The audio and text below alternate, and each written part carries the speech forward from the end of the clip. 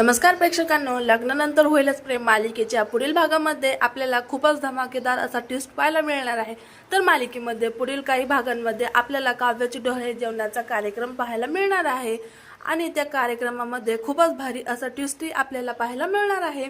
तर आता मालिकेमध्ये काव्याची डोहाळ्याची जेवणाची तयारी चालू असते।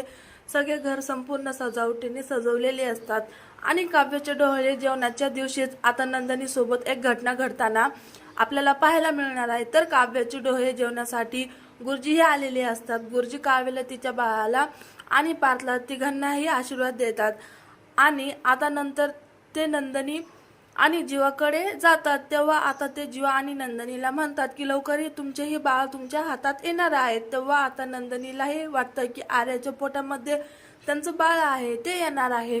तेव्हाच आता गुरुजी आर्यासमोर जातात आणि आर्यालाही म्हणतात की ज्याचं बाळ आहे त्याच्याकडे द्यावं लागेल, जे त्याचं आहे ते त्यालाच मिळतं असं म्हणतात। तेव्हा आता हे ऐकून आर्याला तर घामच फुटलेला असतो। तर जीवा आणि नंदिनीने गुरुजीचं हे बोलणं ऐकून खूपच आनंद झालेला असतो। तर इकडे मात्र काव्याच्या डोहाळे जेवणामध्ये वसुंधरा आणि रम्या नंदिनी आणि जीवाच्या बाळाचं सत्य सगळ्यांसमोर घडून आणणार आहे। तर ते सत्य सगळ्यांसमोर उघड झालं तर मालिकेला खूपच भयानक वेगळं वळण येणार आहे, हे पाहायला मिळणार आहे। तर तुम्हाला काय वाटतं, रम्या आणि वसुंधराने जीवाच्या बाळाचं सत्य सगळ्यांसमोर उघड केलं पाहिजे का? कमेंट करून नक्की